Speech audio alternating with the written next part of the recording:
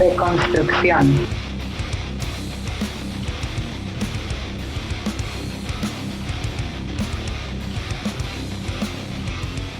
Ni histérica ni hormonal. ¿Y esto a qué nos suena? Esto nos suena pues a eso como si nuestras hormonas de pronto nos controlaran a las mujeres, de pronto algo por dentro se nos metiera y nos hiciera entonces tener cierta actitud, echar cierto drama, armar cierto problema. Bueno, pues pareciera que se dice por lo regular que si tenemos un problema es porque estamos hormonales. Y un poquito, ¿sabes qué, Linda? La psiquiatría y la psicología también ha abonado a esto, porque de hecho existe en el Manual Diagnóstico de Trastornos Mentales, ¿no?, que es el manual con el que se diagnostican los trastornos mentales precisamente. ¿Cómo se le llama a este manual en su contracción? Se le dice DSM. Actualmente está en su 5ª edición, ¿no? Algo muy interesante que les quiero compartir es que su primera edición, que salió, me parece que en los 50s, tenía 106 trastornos mentales, ¿no? Reconocidos oficialmente. Tú los podrías consultar como un especialista y decir en dónde encaja, y ahí estaba ese trastorno mental. Si no estaba dentro de ese manual, es que tenías que encontrarle otro nombre al padecimiento. Así es. Y actualmente, que ya estamos en la 5ª edición, ahora en el 2020, pues se ha duplicado, esto es algo muy interesante, se ha duplicado en 216 padecimientos, ¿no?, trastornos mentales. Y uno de ellos precisamente es el trastorno disfórico premenstrual. Esto es algo muy interesante porque entonces pareciera que pues algo tan común, tan cotidiano para las mujeres, que es este momento previo a nuestro ciclo menstrual, específicamente a la parte de pues del sangrado propiamente. Ves que tenemos una semana con dolores, en ciertas mujeres tenemos cambios de humor, cambios como de la temperatura personal, ¿no? Todos estos cambios parece que el DSM en cierto momento dice cuando se exacerban, es decir, cuando se hacen más evidentes, más fuertes, que incluso imposibilita a la mujer para hacer algún tipo de actividades, entonces se vuelve un trastorno. Y es que el prefijo des o dis siempre nos marca falta, ausencia, y buscándolo en el diccionario, la definición de disforia es un antónimo a la euforia. Entonces, si es una disminución, si es una tristeza, si es algo que te da para abajo. Sí, tal cual los síntomas que este padecimiento o este trastorno considerado en la psiquiatría, pues considera eso, la ansiedad, la tristeza, la habilidad emocional, que es como estos cambios de humor, ¿no?, irritabilidad. Lo que quiero decir con esto es que pareciera que se ocupa una categoría que es bastante, pues ya tiene el mote como de una enfermedad. No olvidemos que las palabras significan, y trastorno mental se asocia directamente con la enfermedad.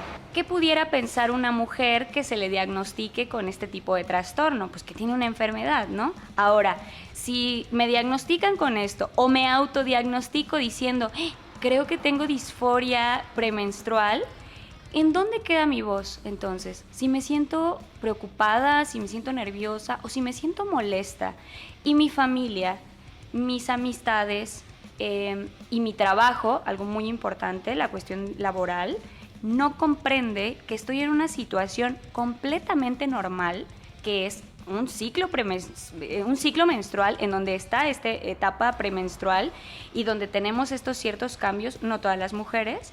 Entonces, ¿qué pasa? No puedo ahí hablar, no puedo ahí decir, me siento enojada por esto, me siento enojada por lo otro, o poder expresar, en este particular momento me siento un poco sensible. Podrían tener cuidado, ¿no?, con las cosas que mencionan, o mayor sensibilidad hacia mí. O sea, no se puede decir, no se puede pedir, para que precisamente esta idea de trastorno ya no sea una enfermedad, sino más bien una cuestión que viven las mujeres, que vivimos, y que pueda ser acogida y comprendida por estas personas que tenemos alrededor, en lugar de tener o que ocultarlo o que sentirlo como una enfermedad.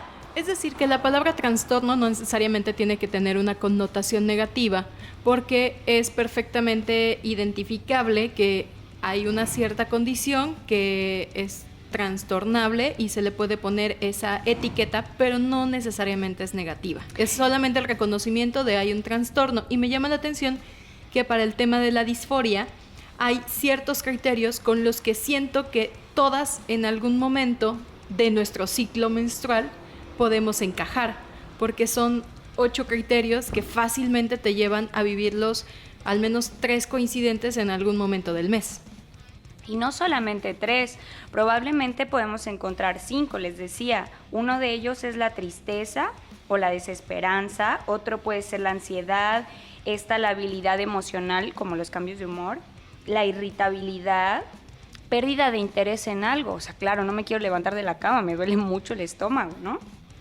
Una fatiga, también creo que nos ha pasado a todas, un hipersomnio o insomnio, ¿no? No poder dormir o dormir demasiado, una sensación de que te rebasa esta situación y aumento mamario. Mira, eso también es muy interesante porque claro que nos sucede eso. A mí me duelen los senos antes de comenzar con mi menstruación, ¿no? Entonces, lo que dice el DSM es que si tienes 5 de esos, ya te pueden diagnosticar. Bueno, yo creo que muchas. Entonces, ¿qué significa hablar de ese trastorno? Yo te propongo, Linda, que podemos ocupar en lugar del trastorno el concepto que nos contó Eréndira en la entrevista. Esta idea de padecimiento o padecimiento subjetivo en ese caso, pero en este me parece que es un padecimiento que tiene que ver con algo natural de nuestro ciclo menstrual, ¿no te parece? Sí, quiero preguntar también a otras compañeras que son más jóvenes que nosotras, porque creo que parte de entender estos cambios que no suceden de manera natural a las mujeres y que nos llevan a problematizar nuestra vida y nuestro cuestionamiento sobre cómo nos relacionamos con el entorno, y que justamente eso a veces llega a ser bien contrastante porque estamos en un descubrimiento constante de nosotras mismas, de nuestros cambios, y que poco se platiquen y que poco se comprendan no abona a nuestro propio entendimiento de cómo nos relacionamos.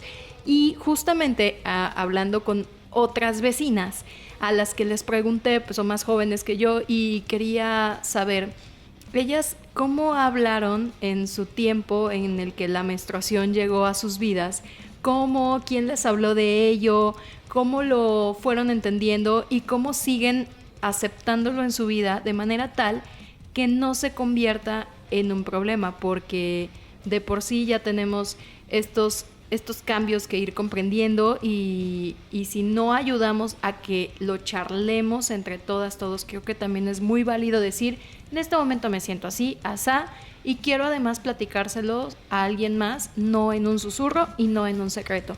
¿Qué te parece si vamos a escuchar a estas voces y seguimos platicando entre vecinas? Escuchémoslas.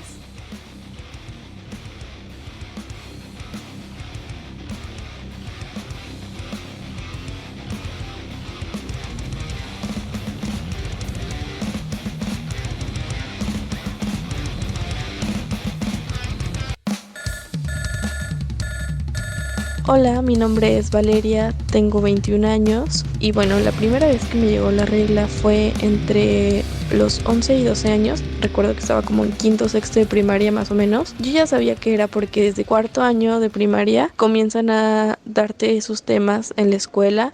También son temas de niñas que a algunas les llega la regla antes que a otras, entonces siempre se platican. Mi mamá ya me había tocado esos temas, sin embargo sí creo que ha sido un tema tabú o que todavía no se platicaba abiertamente. Recuerdo que la primera vez que me llegó, yo estaba en la primaria, me espanté un poco porque no sabía a ciencia cierta lo que pasaba con mi cuerpo. Cuando me di cuenta me puse unas compresas. También pienso que es importante tomar esto como un proceso natural que todas las mujeres vivimos, saber que es normal, que no nos tiene que dar pena y que esto no tiene por qué impedirnos hacer nuestras actividades cotidianas, como no sé, si queremos salir a correr, ir a la playa. También existen muchos métodos que nos ayudan, no sé, como las toallas sanitarias, la copa menstrual, entre otros, para que nosotras nos sintamos más cómodas. También pienso que es válido que si algunas veces no nos sentimos porque tenemos dolor o algún síntoma, como dolor de piernas, que a mí me pasa también, pues podernos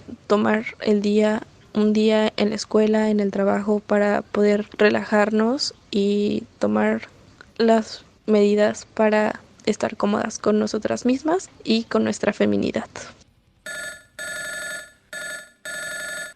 Tengo 52 años de edad.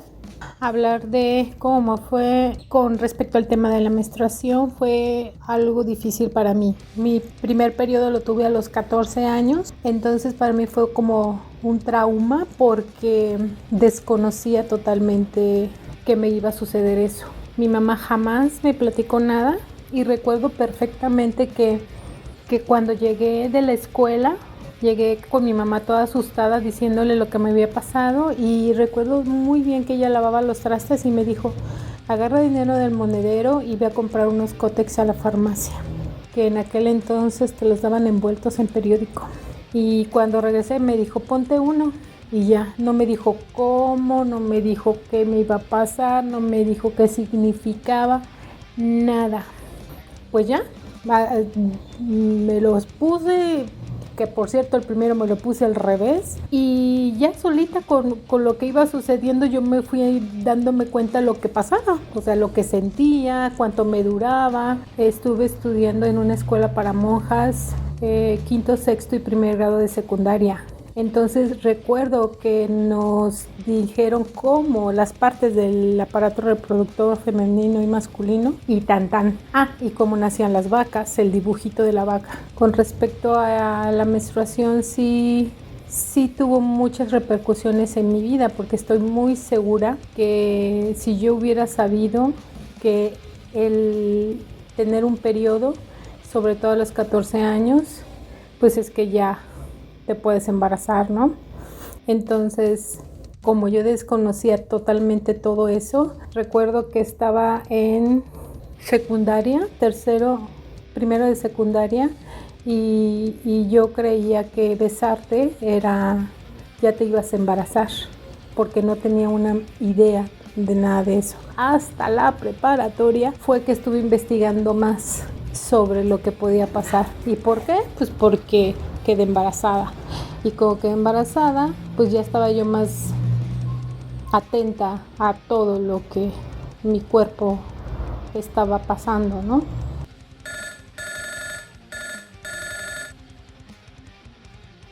Bueno, a mí mi mamá no me explicó nada de la regla ni nada, porque antes se le llamaba regla y no usábamos toallas sanitarias, usábamos trapos, imagínate cuánto tiempo tiene. Hola, soy una mujer de 53 años, me llamo Isayo y bueno, como verán por la edad, antes no se hablaba tanto, o al menos en mi casa no era así. Yo tuve una menstruación temprana, comencé a los 11 años y bueno, pues no había esa comunicación con mi madre, nunca se habló del tema, nunca se tocó. Quizá porque ella esperaba que fuese yo más grande, pero no había ese acercamiento tampoco, ¿no? Mi mundo era pues cuidar a hermanos, ayudar como mujer, que te educan con esquemas antiguos de lo que tiene que hacer una mujercita en su casa, y lo único bueno que yo tenía era ir a clases de ballet, ¿no? Fue mi papá fue el que me habló precisamente cuando ya había ocurrido, o sea, yo me espanté. Dije, ¿y ahora qué me está pasando? Estoy enferma de algo y no sabía ni qué carambas hacer, y él estaba en ese momento y él fue el que me habló de eso, muy tranquilo, muy calmado. La verdad es que me habló muy bien, me explicó perfectamente bien mi papá lo que son las cosas, de los cambios que iba yo a tener. No fue si tan preciso, obviamente, ni detallista, ¿no? De todo lo que me tenía que haber o me iba a pasar, pero sí me hizo al menos comprender que era una situación normal en la vida de las mujeres y que ya había acabado mi etapa pues de niña, ¿no?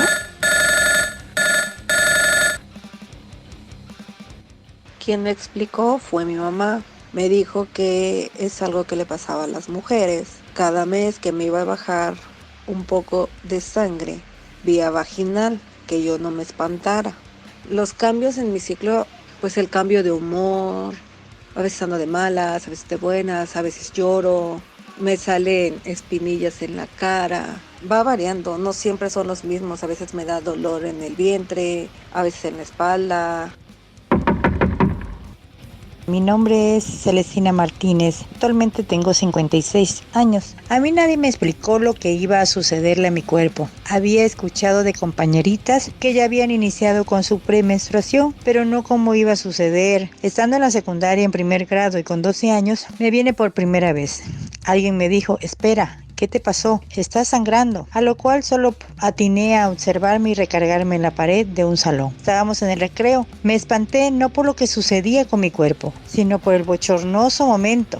Y quién diría que quien me ayudó fue un compañero de otro grado. Actualmente él es médico, el cual me dijo lo que me sucedía. Me prestó su chamarra y me tuve que ir al baño a lavar mi uniforme. Posteriormente, me mandaron a mi casa. En cuanto llegué, mi mamá solo dijo, ya te sucedió. Ahora más que nunca te tienes que cuidar y me hizo trapitos para ponerme. Me dijo, ya después compramos toallas. Todavía recuerdo que en alguna ocasión me la puse al revés. ¡Auch!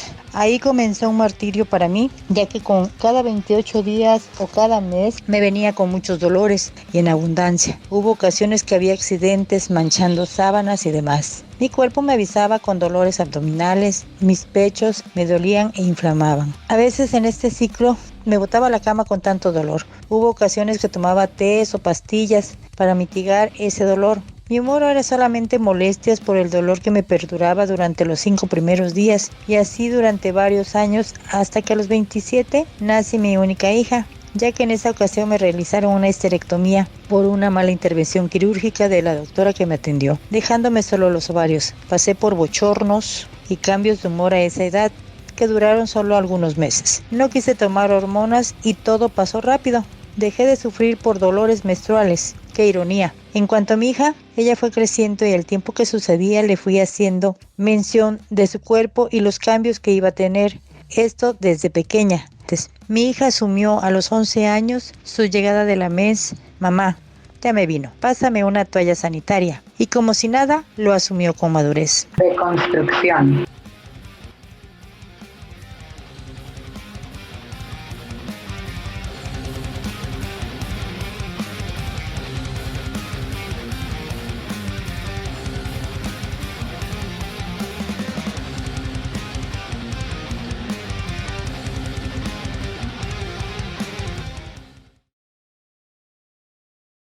La primera vez que a mí me bajó, señora, no sea envidiosa, ¿sí? Su tiempo ya pasó, ese no es problema mío. ¿Okay?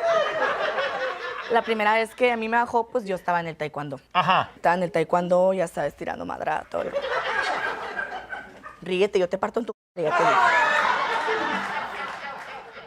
Y pues cuando te baja, la verdad, no es como que estés lista, no es como que un día te levantas y dices, estoy lista, llega el periodo. No, esa llega cuando se le pega a su madre, ¿no? O sea, sí. Llega y te asustas. Y es que, déjame decirte que prepararte para el periodo es bien difícil, porque existe algo que se llaman las toallas femeninas, que hay diferentes tipos de toallas femeninas. Está la normalita, ya sabes, pero está la nocturna. Uh-huh. Es un cobertor. La nocturna es... Tú abres una toalla nocturna, tapas todo México, nadie pasa frío. Es un pañal para mujeres, la toalla nocturna. Pero ese no es el problema es comprarlas. Porque cuando la primera vez que compras toallas de que vas a la farmacia y te haces mensa un ratito, ¿verdad? Vas así, llegas así. Buenas noches. ¿Me da un chocolate, por favor? Y unas toallas femeninas. Y te dice, ¿qué? Un chocolate. Y unas toallas femeninas. Y el vato grita así como, unas toallas femeninas, por supuesto, claro que sí. Y las pides en bolsa negra, ¿no? Así una bolsa negra, porque ya no damos bolsa.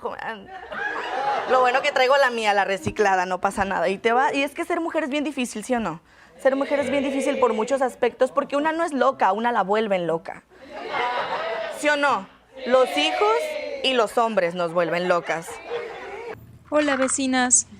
En realidad me gustaría mucho saber su opinión y poder discutir juntas cómo podemos analizar y cuál es lo que hay detrás de este video que pone un ejemplo de cómo se trata y de cómo se habla del tema de la menstruación en las familias mexicanas, o al menos es lo que trata de relatar. En un talk show de España, a decir del acento del conductor, que se llama Dante, le hacen una entrevista a Mario Aguilar, que es un youtuber muy famoso con millones de seguidores en la plataforma, pero también en Facebook tiene otros millones más. Y Mario Aguilar desde hace tiempo hace videos, me parece que donde él siempre o casi siempre se caracteriza como una chica.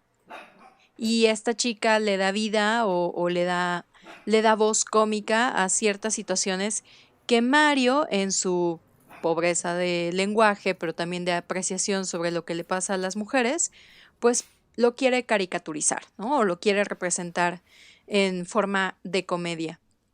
Me parece que la forma en como yo digo pobre es porque el lenguaje no es el adecuado y porque ocupar siempre la figura de una mujer para seguirse burlando me parece que no nos dignifica. Pero él insiste en que sí, porque de hecho dice que es pues pro mujer, no sé qué significa ser pro mujer, pero el punto es que dentro de la entrevista y el video hablan sobre la menstruación. Y hay muchas formas de ver este video y me gustaría también saber sus opiniones. Yo pongo énfasis tal vez en dos cosas, que es por ejemplo hablar sobre la menstruación en México particularmente, porque en otros países puede ser otra forma de abordar los temas desde la infancia, pero bueno, el ideal no sucede aquí en México, y aquí en México hablar sobre la menstruación todavía en nuestros días sigue siendo un tabú. Y pareciera que la única forma de hablar abiertamente de menstruación es a través de esta comedia, de la comedia como la que Mario Aguilar hace.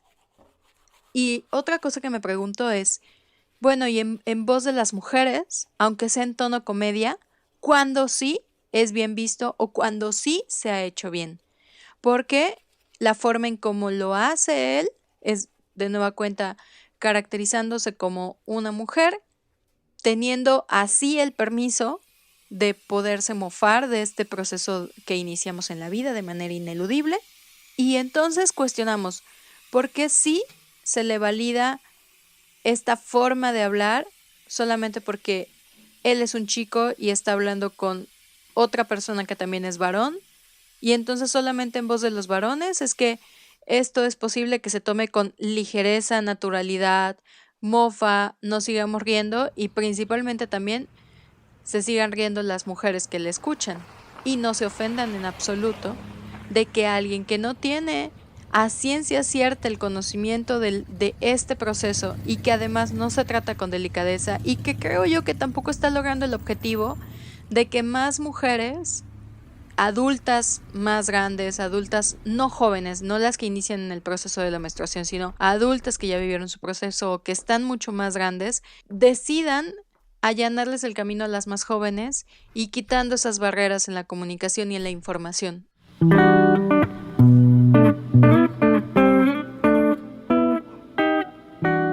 ¿Quieres opinar? Busca Entre Vecinas en las redes digitales más usadas. Estamos atentas.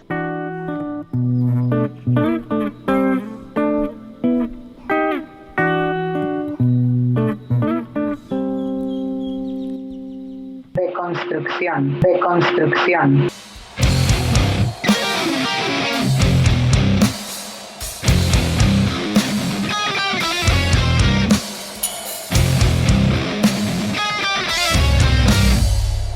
Bueno, pues aquí seguimos en Deconstrucción, charlando entre vecinas y pues justamente acabamos de escuchar a otras vecinas, ¿no? Que nos relatan sus experiencias pues respecto a su menstruación, cómo fue esa primera vez y seguramente ustedes que nos estaban escuchando también recordaron o se identificaron con alguna de ellas de cómo fue esa primera vez, ¿no? ¿Quién les habló del tema? ¿Qué les dijo su mamá?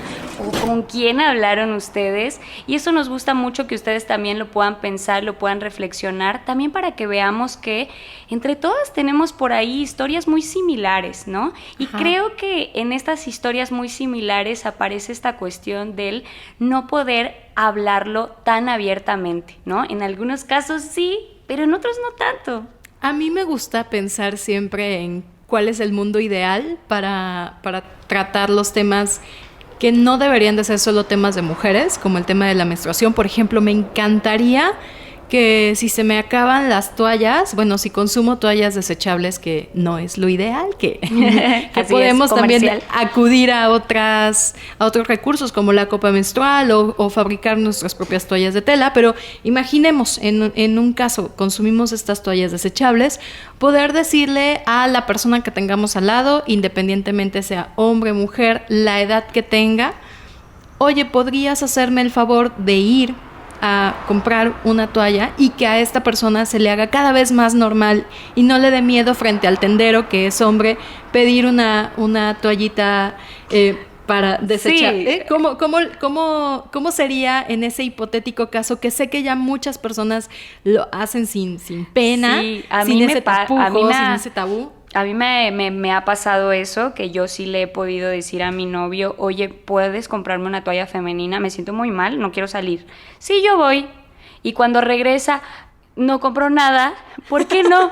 Es que me preguntó que si anatómica o nocturna, no supe qué decir. ¿Con alas o sin alas? Con alas o sin alas, ¿no? Eso ya no ocurre precisamente porque ya no ocupo ni copa ni nada, ¿no? Menstruación libre. Pero esto es algo que también tenemos en estas cuestiones del... Claro, él no va a tener ni idea porque tampoco hemos hablado con él respecto a eso. Sin embargo, pues hay esta apertura de poder preguntar y poder compartir eso que a lo mejor él no sabe, ¿no? Y que la sangre, que es completamente natural en nosotras a partir de que empezamos a menstruar, cada vez sea un símbolo, porque la sangre es un símbolo de alerta, pero cada vez sea un símbolo de sí, algo está pasando, sí, por favor, compréndeme. No es necesario que se vea la mancha, pero que sí la sangre sea una llamada de atención hacia, compréndeme, puedo estar bien con este proceso, pero comprende que estoy en él. Claro. Eso sería también muy importante, porque cuántas de nosotras también no hemos ocultado la toallita, la sacamos de la mochila y que casi nadie la vea para poder correr al baño. ¿Por qué no hacer ese proceso cada vez más normal? Mira, sacó, sí, voy a cambiarme y voy a hacer esto y, ya me manché. Es decir, tratar de socializarlo es romper las barreras de la vergüenza y del tabú que se nos ha impuesto a no entender que es un proceso completamente natural que implica una visibilización de lo que está pasando internamente, pero hacia cómo lo comunicamos. Sí, y precisamente por eso me parece fundamental, porque ustedes se preguntarán, bueno, ¿y qué tiene que ver el trastorno menstrual o el premenstrual con el tema que estamos abordando hoy, que es este tema precisamente de la salud mental en las mujeres?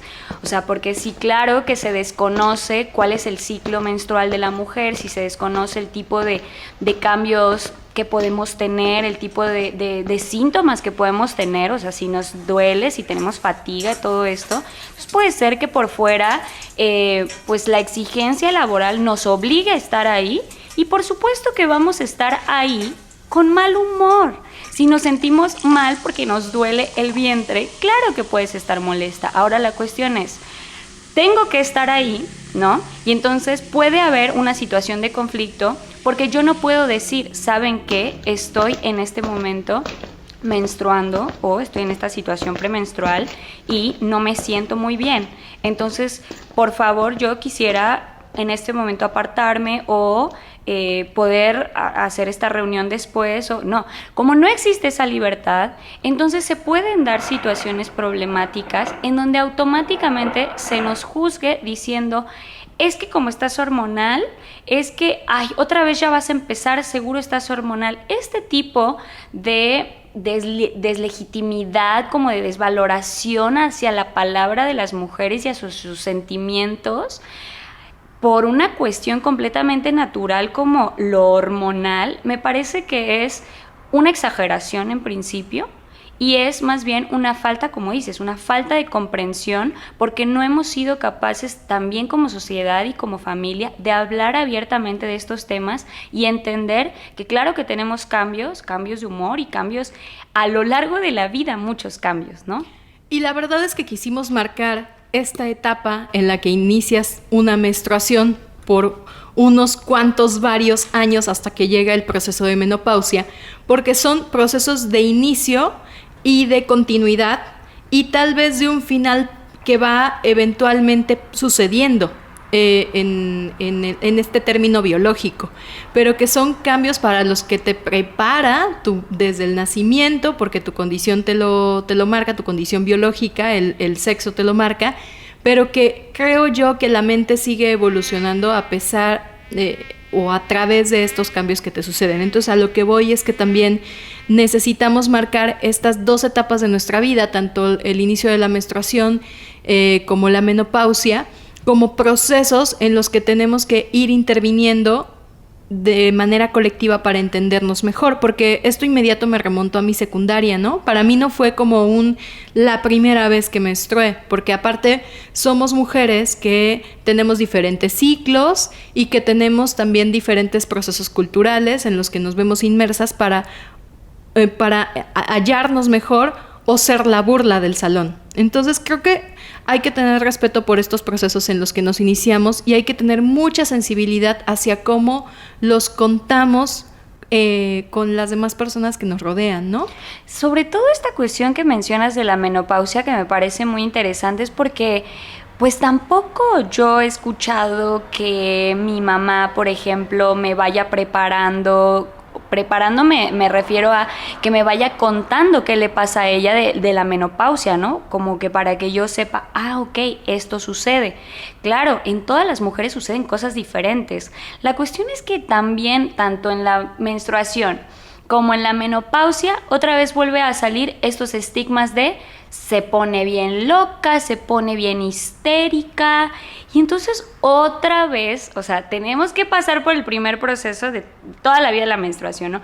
Y ahora, cuando ya no tenemos la menstruación, ahora es la menopausia, ¿no? Entonces pareciera como si los hombres y otras personas también pensaran que vivimos como encarceladas a nuestras hormonas, ¿no? Como si nuestras hormonas controlaran todo, cuando no creo que sea así. Creo que tenemos mucha capacidad para entender lo que nos sucede, pero más bien no hay la apertura del otro lado.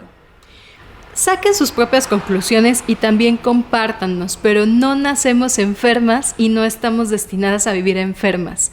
Y ese es uno de los mensajes que nos estamos compartiendo y que hemos discutido aquí entre vecinas y también entre amigas y entre personas con las que convivimos todo el tiempo, el entender que nuestra condición y las diferentes etapas de nuestra vida no nos hacen que tener una enfermedad o declararnos en enfermedad. Tenemos procesos y a veces estamos débiles y a veces estamos tristes y a veces y todo el tiempo necesitamos que eso se comprenda, así como nosotras somos sensibles a los padecimientos de quien nos rodea. Vamos a escuchar qué te parece a mujeres que ya viven una edad más adulta y que nos compartan también parte de sus procesos. Excelente, vamos a escucharlas. Deconstrucción.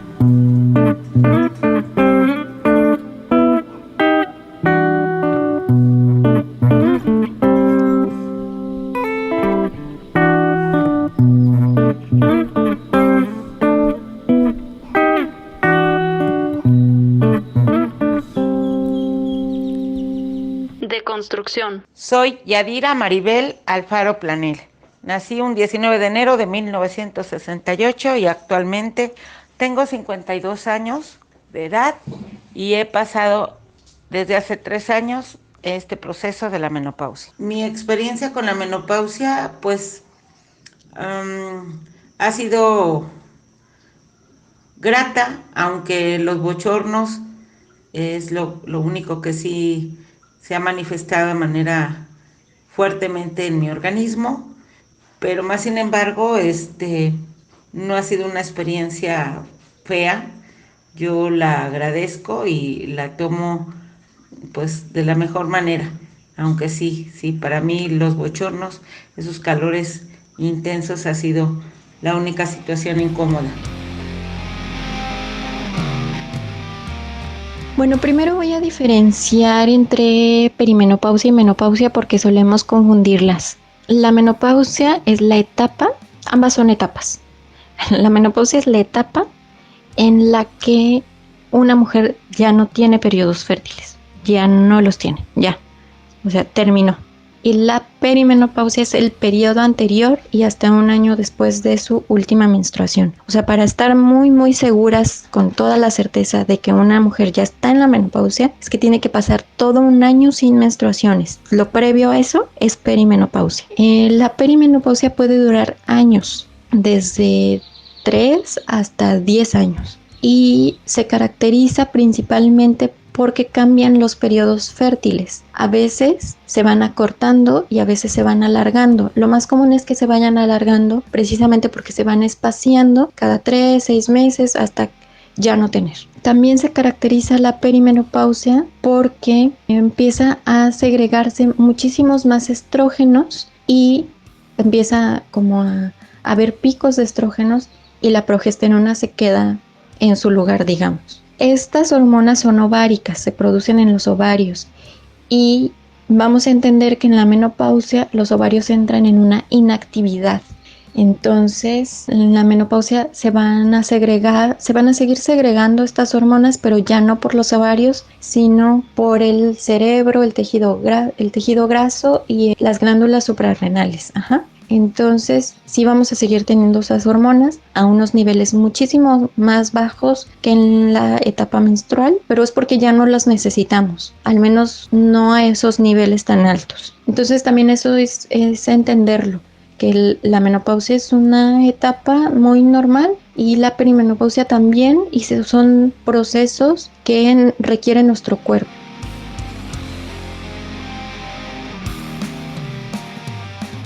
De acuerdo a Alejandra Isabel Hernández Alarcón, en su tesis Taller de Psicoeducación para atender síntomas de depresión y ansiedad, las estadísticas de la Organización Mundial de la Salud en 2015 mostraban que en pocos años, a partir de ese entonces, se estaría alcanzando la cifra mundial de 750 millones de mujeres postmenopáusicas. La longevidad actual de la mujer postmenopáusica puede constituirse en más del 33% de la vida de la población de mujeres en el mundo. Por estos datos, y de acuerdo a la observación y análisis médico, es importante que este sector de la población, es decir, nosotras las mujeres, sea el centro de atención de la salud pública, de las y los especialistas. El tratamiento, acompañamiento, incluso el entendimiento personal y social de la menopausia ha sido relegado al estereotipo, insulto y a la determinación de que las mujeres somos incapaces de envejecer sin enloquecer.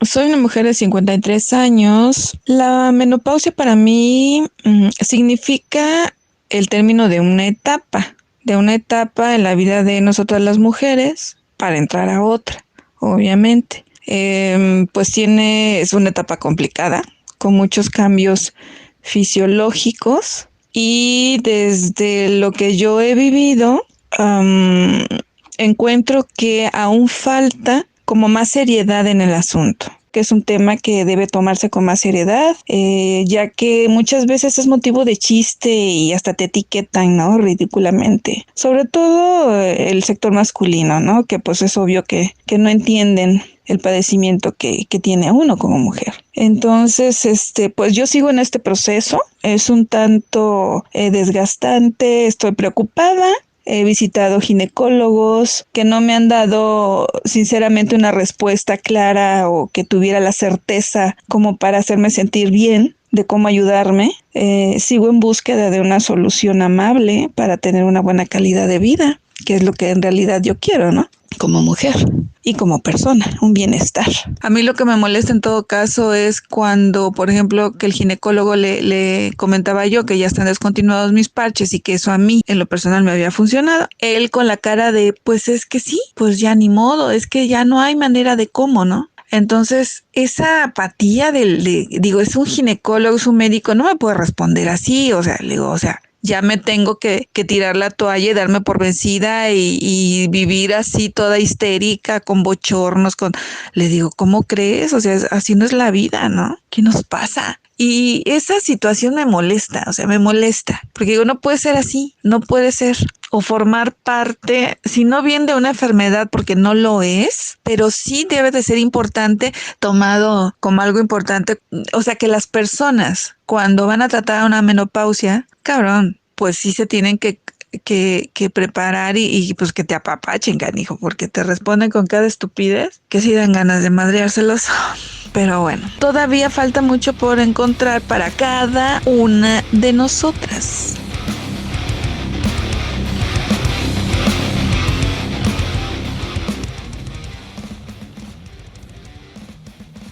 ¿Qué le molesta a la sociedad? ¿Qué le molesta a la familia? Tener que entender, tener que acompañar, tener que estar, tener que empatizar, tener que trabajar y hacer algo.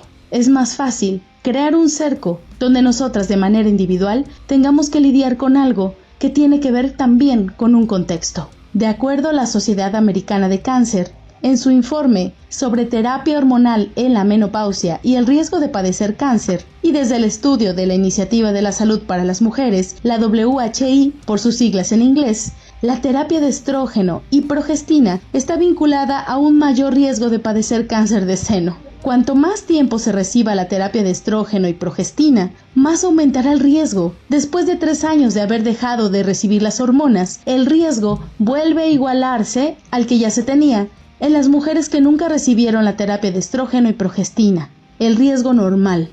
Así se puede leer en la página.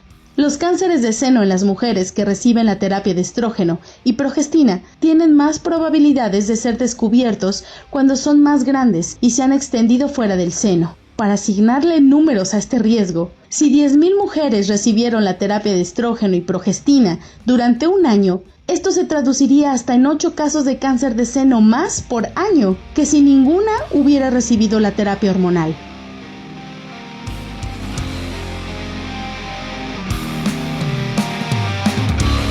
Somos mente y somos cuerpo y son inseparables. Los separamos para entenderlos, pero en nuestra persona no podemos separarlos. Entonces, creo que si mi cuerpo está bien, puedo ayudarle mucho a lo mental para también estar bien y viceversa.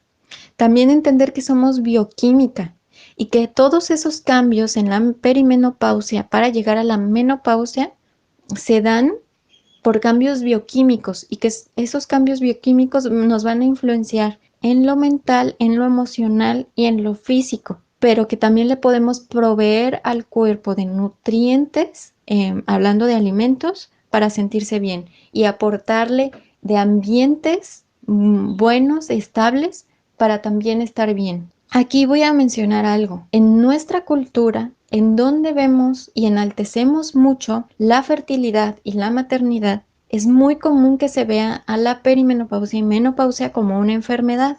Entonces, es también muy común que le tengamos miedo a estas etapas. Sin embargo, en otras culturas, como en la oriental, por ejemplo, donde tienen la medicina china, donde ven estas etapas como un proceso natural del cuerpo al que se tiene que llegar porque el mismo cuerpo lo pide, no se trata como enfermedad y entonces las mujeres reportan que casi no tienen los síntomas.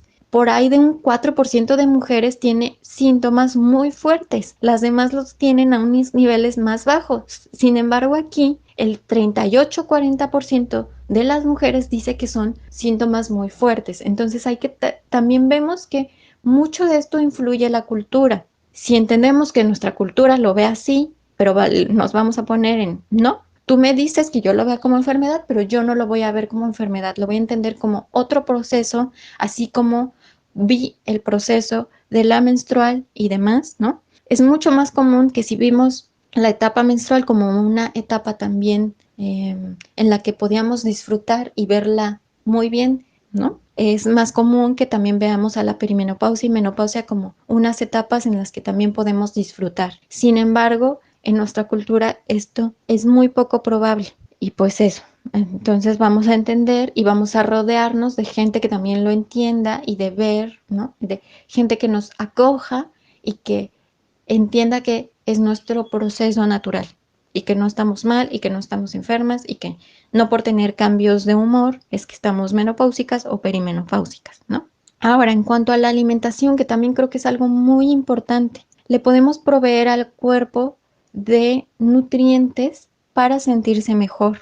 Cuando los síntomas los sintamos muy fuertes, hay tratamientos naturales. Yo no estoy de acuerdo en los tratamientos sintéticos, en la terapia de reemplazo hormonal con hormonas sintéticas, porque estas les dan daños a nuestro cuerpo. Se ha visto de casos donde hasta trombosis cerebrales hay, porque hay un 10% de las mujeres que no están aptas para recibir estrógenos sintéticos. Entonces, creo que es un grave error recetarlos sin más a las mujeres, tanto que tienen desajustes hormonales en la menstrual como en estas etapas también. Además, creo que también es una de las ideas que aporta que esto es una enfermedad. Como tienes estos síntomas, o para que no los vivas, o para prevenir, o para lo que sea, te doy de estos medicamentos, porque en realidad pues son como medicamentos, aunque sean hormonas, y entonces les estamos enviando a las mujeres el mensaje de que esto es una enfermedad y como tal la van a ver y como tal la va a tratar la sociedad. En cambio, lo que sí podemos hacer es proveer de tratamientos naturales cuando es necesario. Si no es necesario, ¿para qué le vamos a dar al cuerpo algo que supuestamente le está faltando? Cuando no le está faltando, precisamente es muy natural que llegue a una etapa en la que estas hormonas estén bajas porque ya no las va a necesitar. Entonces, si es un proceso natural, ¿por qué ir en contra de ese proceso? No verlo de esa manera. Creo que precisamente porque lo vemos de esa manera, en proveerle al cuerpo de lo que le está faltando, le está faltando porque le está faltando. No le está faltando. Cuando dejemos de verlo de esa manera, entonces ya se va a ver como el proceso que es y punto. Ahora, cuando ya estamos totalmente en la menopausia, sí que tal vez va a hacer falta un poquito de elevar los estrógenos, no para llegar a los niveles que tenían la menstrual, que es lo que quieren hacer con las hormonas sintéticas, como para que te sigas sintiendo productiva, fértil, no para llegar a eso, simplemente para tener un aporte de vitaminas y minerales adecuados para nuestro cuerpo, porque los estrógenos nos ayudan a absorber el calcio, absorber el hierro, absorber otros minerales y otras vitaminas. Solamente en ese sentido es que podemos consumir, por ejemplo, alfalfa, espinaca, linaza, maca, para ayudarle al cuerpo a absorber esos otros nutrientes, pero no para llegar a niveles ni sentirnos otra vez que valemos la pena. No es para eso. También como es común que se dé la osteoporosis por esto, porque bajan los niveles de estrógenos en la menopausia y entonces la absorción del calcio es un poco menor. Lo que vamos a hacer es proveerle del calcio también al cuerpo.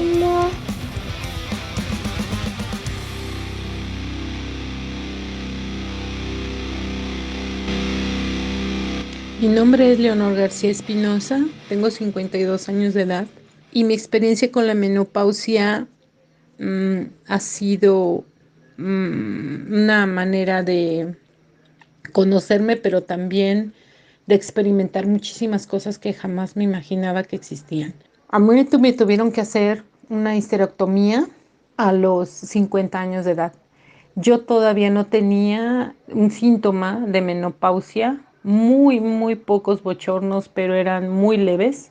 Todavía no tenía nada. Entonces, al hacerme la histerectomía, totalmente se te adelantó. O sea, ni siquiera tuve un mes de estar, ni siquiera cumplí la cuarentena cuando empezaron todos los síntomas. Es terrible, terrible, sobre todo los bochornos. Nadie se imagina la ansiedad y el estrés que se siente cuando te pasa eso. A mí en aquel entonces los contaba alrededor de 20 al día, de sudar, sentir ese calor que te recorre, sobre todo a mí la cara, y las gotas escurriéndote de sudor, y después sentir el fresco. Pero en la noche es peor porque no puedes dormir, te despiertas del sudor, es peor. Inmediatamente empecé a usar los parches y me ayudaron muchísimo, muchísimo.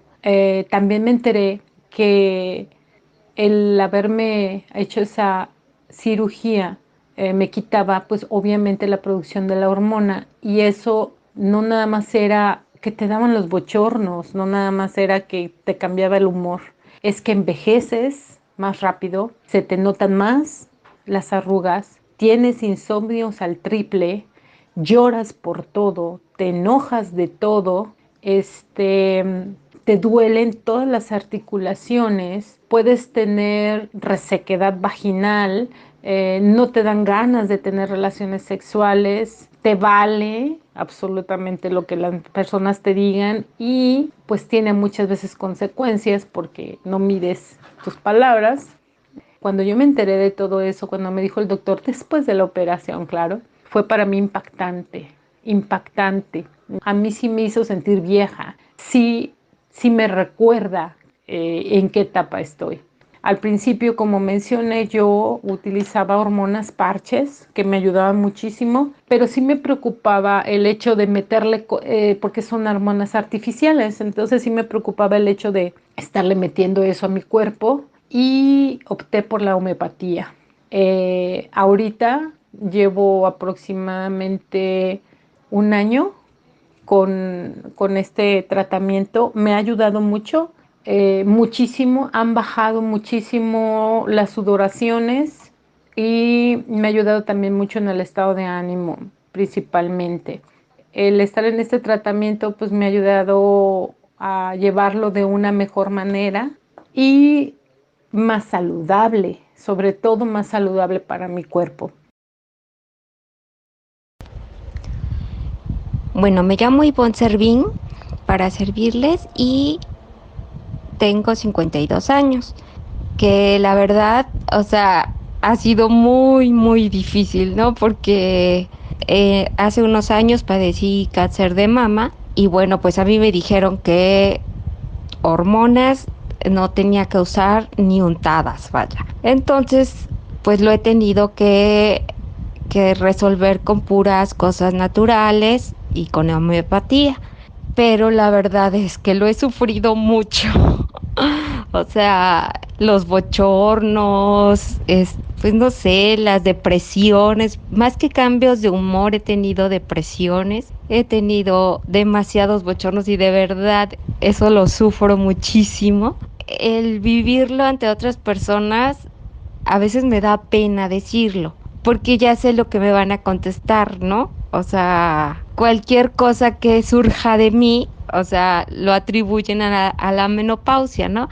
Y según yo, bueno, pues antes de que me sucediera, mentalmente según iba a estar preparada para eso, porque si me hacía consciente de ello, pues lo iba a superar, pero la verdad es que no es tan fácil. A lo mejor en cuanto a los cambios de humor y eso, pues sí lo puedo controlar, pero los bochornos y otros padecimientos, pues no, esos ya no están en mí, ¿no? Cuando las mujeres estamos en esa etapa, como que debe de haber mucha más comprensión para ello, ¿no? Y no recibir burlas o críticas o bromas pesadas sobre eso, porque la verdad eso duele también mucho, ¿no? Y eso creo que viene a empeorar las cosas.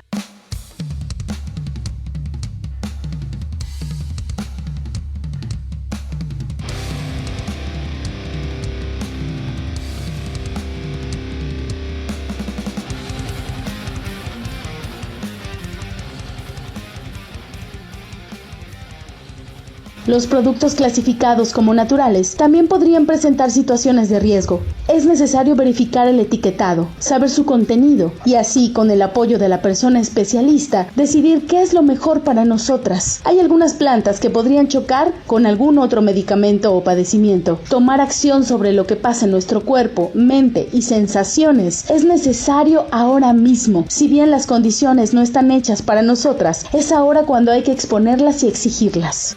abandonadas por las instituciones, desprotegidas por el Estado, señaladas por la sociedad, histéricas porque tenemos la menopausia. No más normalización de la violencia colectivo-psicológica, no más autodiagnóstico por falta de información, herramientas y recursos, no más mujeres teniendo miedo a envejecer, no más repudio a nuestro cuerpo.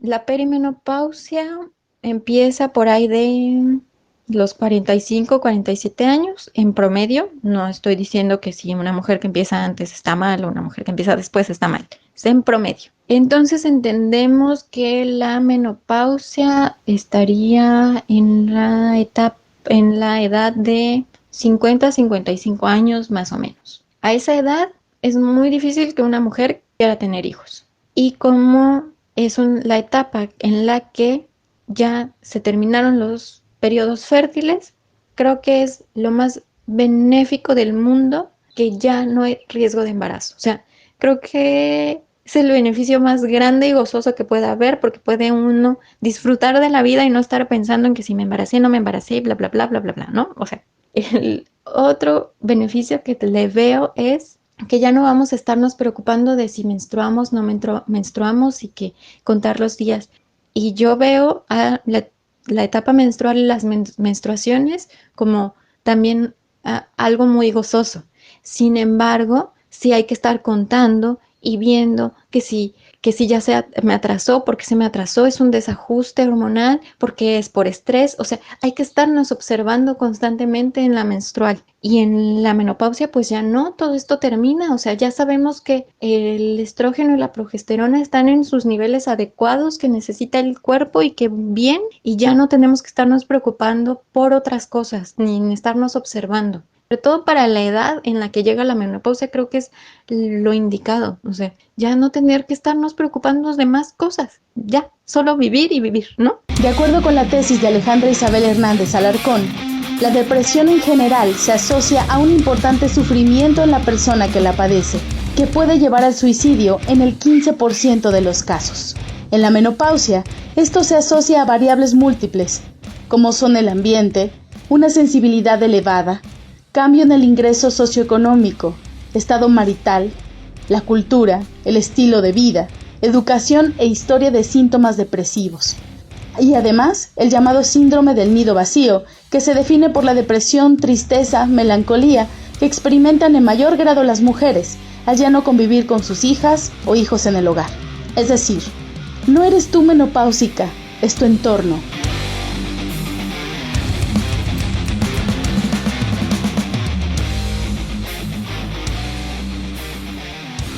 Sí, la menopausia tiene manifestaciones biológicas, fisiológicas, emocionales, pero ninguna de ellas sería tan dolorosa si el mundo también fuera de nosotras, desde nosotras y para nosotras. ¿Cómo vivir una vejez saludable y digna? Seguiremos en la lucha.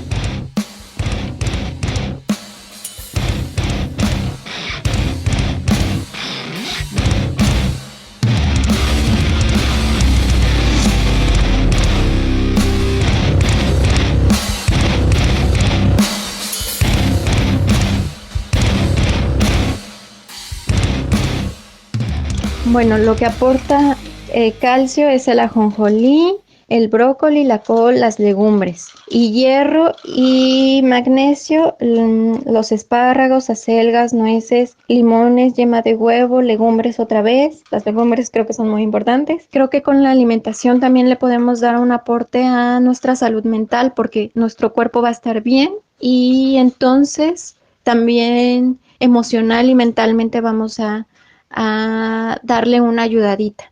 Informarnos mucho, pero no de esta medicina que nos quiere hacer ver como las locas.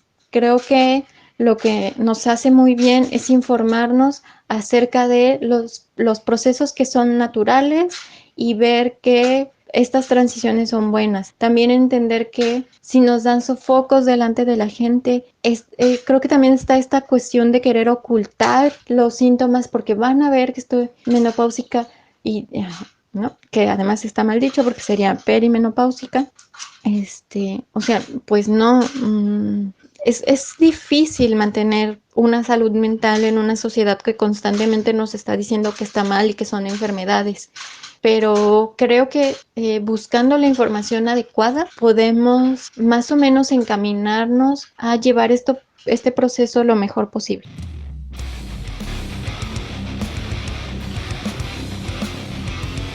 Gracias a las mujeres, a las voces y a sus vivencias. Gracias a Donají Reyes, psicóloga y sexóloga. Selene Garrido, para compartir entre vecinas. Reconstrucción. Otra de las voces que ustedes van a poder escuchar a lo largo de estos programas es mi querida amiga Paulette López Flores. Ella es especialista en promoción de la lectura, pero también es psicóloga. Y ella nos va a estar recomendando algunos libros que nos pueden ayudar a seguir pensando y aprendiendo sobre estos temas, pero desde la literatura.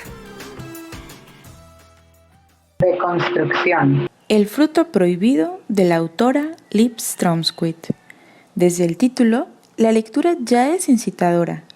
Es la ventana de la literatura para entrar a navegar en los mares de la sexualidad femenina. Es un libro trascendente por diversas razones. Es multifacético y atractivo. Tiene una combinación de forma, de texto e imagen, lo que significa una visibilización y revalorización del género cómic. Plasma un estilo colorido con diseños muy divertidos, tanto a color como blanco y negro. Además, el contenido parte de una investigación minuciosa y analítica. El desarrollo de la historia se divide en 3 deleitables capítulos. El primero hace referencia a un conteo de hombres que a lo largo de la historia han impregnado de misoginia sus esferas, lo político, en la ciencia, la salud, la educación, la economía, y que desmantelan el impacto desfavorable para las mujeres. El segundo capítulo nos invita a un recorrido histórico y crítico desde el feminismo sobre las prácticas en nombre de la ciencia, el arte y la filosofía frente al concepto y función de la vulva, que han sido desde una mirada patriarcal y opresora. Y por último, el tercer capítulo nos lleva a plasmar los tabús y desestigmatización que hay que deconstruir referente a la menstruación. Tiene la gran ventaja de adaptarse a cualquier modalidad, ya sea impresa o digital, y está dirigido para diversas edades. La autora, Liv Strømquist, es sueca, es historietista, estudió ciencias políticas, es activista en el ámbito de feminismo y las políticas de estilo. Es un libro imperdible.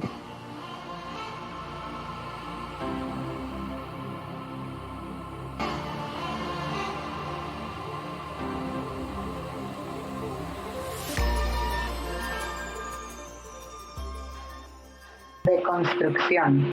Este ejercicio radiofónico que estamos realizando nos queda en el marco del 28 de mayo, que estamos circulando en esta fecha, y me parece que todos los días deben de hacer una acción por la salud de nosotras las mujeres. Y hablando sobre esta relación que tendremos que tener desde la acción, la reflexión, la participación, que es muy importante, también debemos de pensar en cómo cuestionamos los propios autodiagnósticos o los autodiagnósticos que validamos y no cuestionamos de las personas que nos rodean. Como por ejemplo, ¿cuántas de ustedes en esta temporada, por ejemplo, de cuarentena, ¿no? A propósito del COVID-19? Ya son más de 40 días. Sí, ustedes han estado en sus casas y en sus casas han estado manifestando algunas síntomas como seguramente la ansiedad, el insomnio, ¿no? Y no sé qué más ustedes estén sintiendo, Pero me pregunto si estos cambios que han tenido, obviamente por haber salido de esa normalidad en la que estaban seguramente súper ajetreada, de pronto entran en este momento y comienzan a sentirse desesperadas, comienzan a sentirse quizás improductivas, comienzan a sentirse tristes, comienzan a sentirse medio con desesperanza. ¿Y cuántas de ustedes no han dicho, me siento deprimida? Bueno, eso es lo que Linda dice, un autodiagnóstico, ¿no? Porque nadie nos está diciendo, ninguna persona especialista nos está diciendo, creo que tienes depresión. No, pero sin embargo, asumimos que el sentimiento de tristeza ha de ser depresión. O melancolía.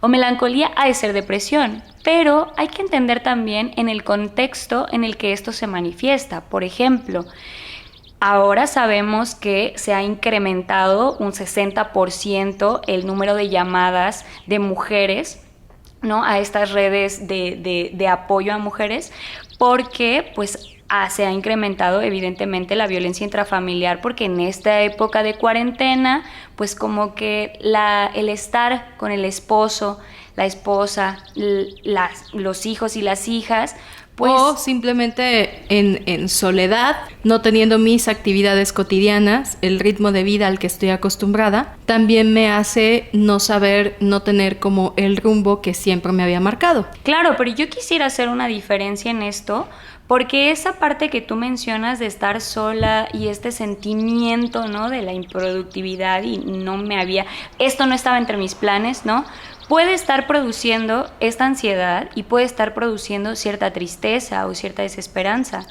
Pero lo quiero diferenciar de las mujeres que están teniendo una situación de violencia en casa muy fuerte, ¿no? O que tenemos una carga extra al encargarnos todo el tiempo, todos los días, a cada momento, de las cosas de la casa, de las responsabilidades de los hijos, comida, vestido, higiene, todo el tiempo. Es una realidad que se exacerban ahí los roles de género, ¿no? Entonces ahora la mamá 24/7 ahí, cumpliendo 24/7 las responsabilidades que se nos adjudican sin esta compartición, ¿no? Y por otro lado tenemos pues también a un señor, a un marido, pues, en como búsqueda de cualquier error que la mujer tenga. Entonces, yo quería hacer esta diferencia porque claro que estas mujeres que están padeciendo esta violencia pueden experimentar situaciones de mucha ansiedad, ¿no? Porque hay un miedo ahí aparte, o sea, hay un miedo ¿y si me equivoco en algo? ¿Y qué va a decir él? ¿Y qué me va a hacer él? Entonces, yo, si ustedes me están escuchando, yo entiendo que esta situación no es que tan fácil podamos decir, soy yo que estoy encerrada y seguro es mi ansiedad, tengo que ver en qué distraerme, ¿no? Sabemos que hay una condición ahí mayor que hay que atender sin duda y les recomendamos también poder acudir por llamada telefónica también a solicitar ayuda, ¿no? Pero por otro lado estamos las mujeres que, bueno, quizás estamos solas en casa y estamos experimentando esto, ¿no? Y ahí autodiagnosticarnos con depresión es problemático. Yo te propongo por una cosa, Linda, porque entonces el autodiagnosticarnos a mí me parece que agrava nuestros síntomas. Uh-huh. O sea, no solamente ya me siento triste, me siento con todo esto, sino que aparte me pongo esta categoría de depresión y puede ser que me la crea y puede ser que entonces agrave más una situación que es bastante normal si de un día para otro cambio por completo mi forma de vida, mis acciones del día a día y aparte pues en un encierro, ¿no? Y que si consideras que este autodiagnóstico de depresión es válido, probablemente busques información donde no está validada, verificada o tiene una relación con el procedimiento adecuado. Por ejemplo, solo googlear, poner en internet o preguntarle a una amiga no especialista y que te digan, lo que a mí me pasó fue lo mismo y yo hice esto. Y entonces Lo grave sería también meternos en un procedimiento de medicación del que no está autorizado, incluso por especialista, ¿no? Sí, creo que la automedicación es muy peligrosa. De verdad que conozco a muchas personas que me han dicho que han tenido efectos secundarios muy fuertes por esta automedicación. Y es que pareciera que si tenemos estos síntomas, tenemos que medicarnos y que no hay otra forma de lidiar con estos síntomas. Y creo que ese es el punto que aquí podríamos tratar. ¿Por qué razón mis emociones, mis sentimientos tendrían que catalogarse como una enfermedad que hay que medicar? Bueno, puede ser porque siento que ya no lo puedo controlar. Claro, en esas situaciones podrías acudir con un profesional y que probablemente te pueda aportar en eso. Sin embargo, quizás también requieras de un acompañamiento terapéutico. ¿Por qué razón? Porque no sabemos de dónde surgieron esos síntomas que estás teniendo, ¿no? Más allá de pensar en que requiero la medicación ahorita, puedes pensar a que la requiero ahorita, pero para dejar de utilizarla después. Y para dejar de utilizarla después, pues probablemente lo que se necesita es saber por qué comenzaron estos síntomas, ¿no? Algo pasó en mi familia, algo pasó en mi contexto que está generándome esta ansiedad, esta tristeza constante. ¿Hubo alguna pérdida, ¿no? ¿Algún familiar? ¿O hubo alguna pérdida de trabajo, de escuela? Porque si es así, se entiende que este sentimiento sea completamente natural y probablemente requieras también la comprensión de la gente que está a tu alrededor y no forzosamente la medicación. Creo que ahí hay un punto muy importante para poder decir cuál es el límite, cuál es la rayita en la que yo ya requiero ayuda especialista o no, pero siempre en la posibilidad de, antes de la medicación, poder tener una consulta psicológica.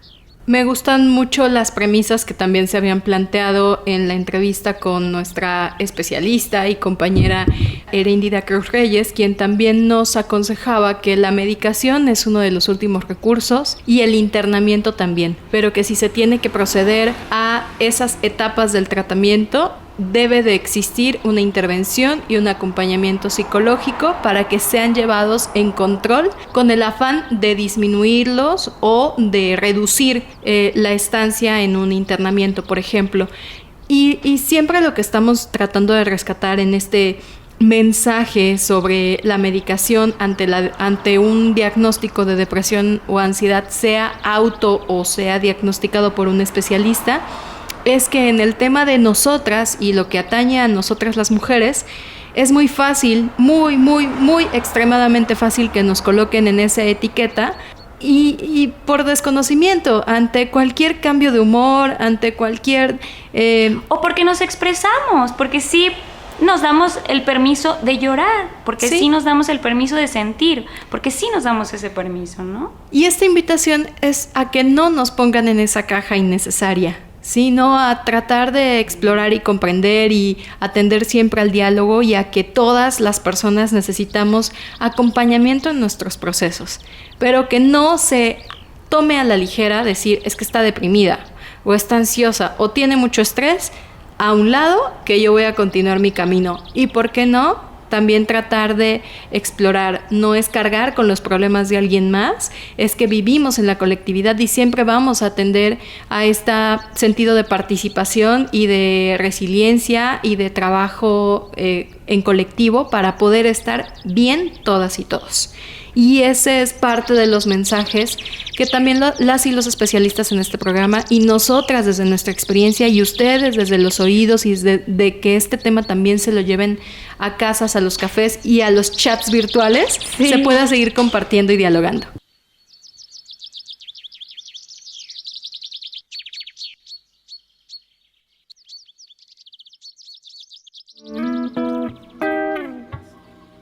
Cinco, 6.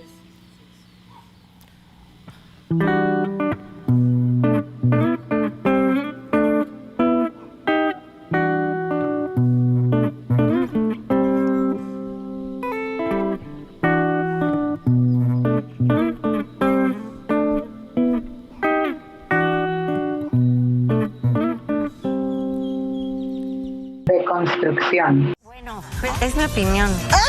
Es mi opinión. Aparte, tú que traes desde que llegué, no te has dejado de meter conmigo, no me has dejado de molestar, no me has dejado de decir de cosas. Yo estoy tratando de opinar como periodista, pero nosotros también tenemos derecho a opinar. A nosotros, nuestro trabajo es al revés. Y muy respetable. Te digo algo, pero entonces vámonos, como dices tú, respetar. ¿Quieres pintar rayita conmigo? No. Mira. O sea. Mira, chula. Los invito a donar al Teletón. Este es tu programa. Yo para qué te incomodo. ¿Para qué te incomodo? ¿Para qué la incomodo a la señorita? No me digas Quédate señorita, con tu programa. digo, sí soy señorita. Shanique, te amamos con el alma. No te vayas, y sabes que tú le pones un agridulce muy bonito. Pero no te vayas. Pero si la estoy incomodando, uno le puede preguntar lo que uno quiere. O sea, andas hormonal, yo creo, Shanique. No ando hormonal. El problema es que Galilea, desde que yo llegué, no es berrinche, Galilea. Es que entiende. ¿Estás hormonando? Nomás eso me falta, que además me golpeen. ¡Fuera! Dios mío, se va. Se va. Oye, pero si no pasó nada. Oye.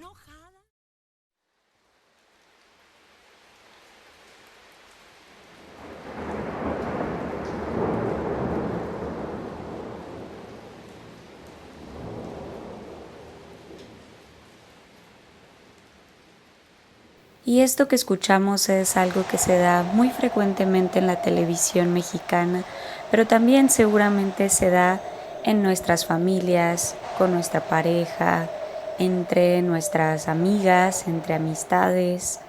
Y es que desprestigiar o desvalorizar la palabra, la actitud o la voz de una mujer solo por pensar que se encuentra hormonal o que se encuentra iniciando su periodo menstrual es una constante. Vemos cómo lo hormonal se cree que nos controla, que nos domina. Y eso es un problema, porque entonces tenemos que estar justificando por qué nos molestamos, por qué no estamos de acuerdo, por qué nos imponemos ante algo de lo cual no estamos dispuestas a aceptar.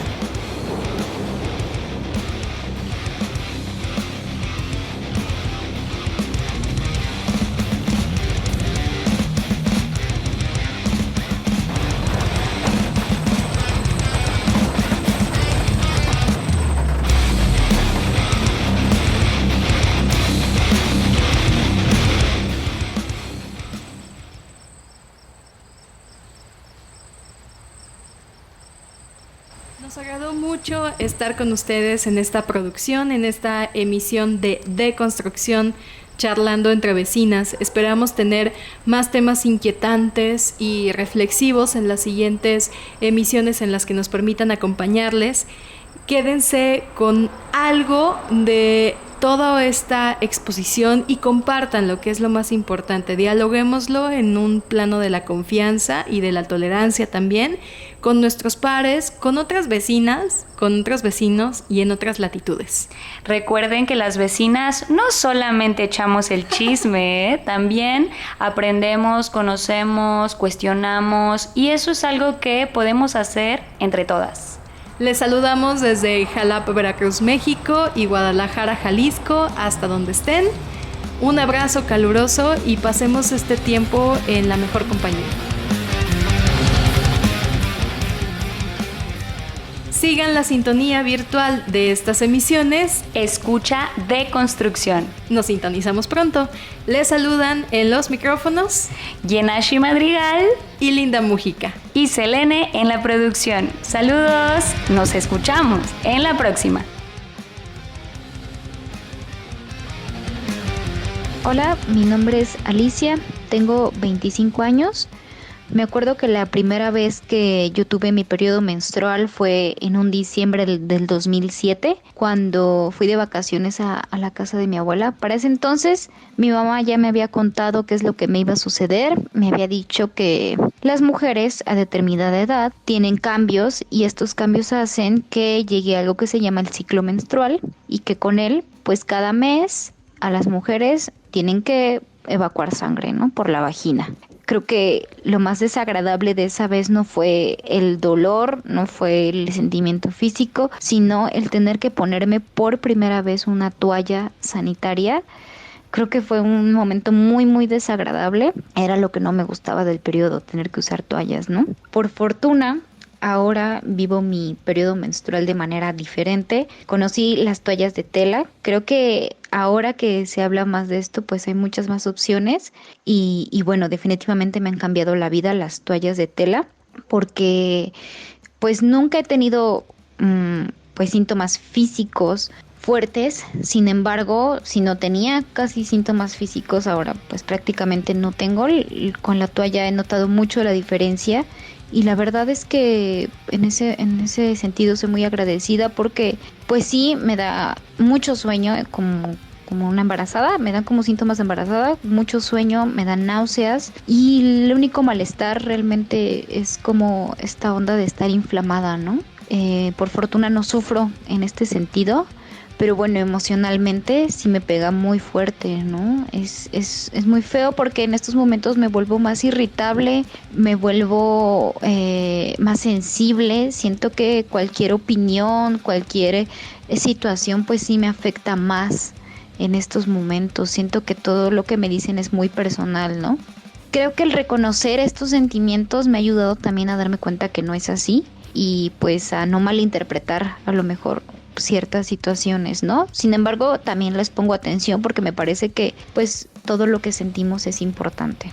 Me gusta platicar esto con las personas que me rodean, justamente para que puedan comprender que es un momento más sensible y que puedan pues tener un poco más de cuidado en cómo me dicen las cosas, ¿no?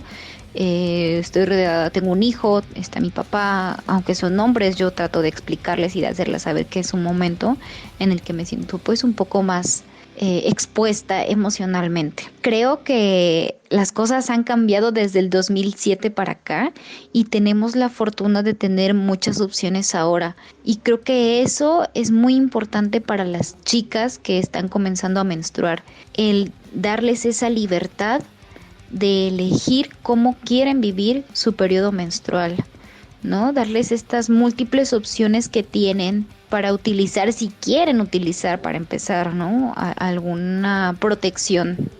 Hablar con ellas sobre sus sentimientos, qué es lo que está pasando, cómo se van a sentir, o bueno, cómo se pueden llegar a sentir físicamente, ¿no? Y decirles sobre todo que no está mal, que está bien y que está bien que lo expresen, y que pues es un momento muy íntimo de ellas y que pueden decidir cómo vivirlo, ¿no? Creo que eso es muy importante ahora, porque pues está bien hablar del periodo menstrual, mucho más abierto. Quien me explicó fue mi mamá. Me dijo que es algo que le pasaba a las mujeres. Cada mes que me iba a bajar un poco de sangre vía vaginal, que yo no me espantara. Eso fue lo que me explicó mi mamá. Los cambios en mi ciclo, pues el cambio de humor, a veces ando de malas, a veces de buenas, a veces lloro, me salen espinillas en la cara, va variando, no siempre son los mismos, a veces me da dolor en el vientre, a veces en la espalda, a veces no tengo ningún síntoma, no tengo cambios físicos a veces. Y pues ahorita con la tecnología ya hay más cosas, cómo poder explicarle a una joven los cambios que vamos teniendo nosotros en nuestro cuerpo. Ya vamos, podemos ver en libros, en internet, apoyarnos de varias cosas para poder explicarle, ya no estar en el tabú de que, ¿cómo le digo? O sea, ya no tener miedo, ya poder hablar libremente de los cambios que tiene una mujer, qué es lo que le va a cambiar, qué cambios va a ir teniendo conforme la edad y el tiempo. Reconstrucción.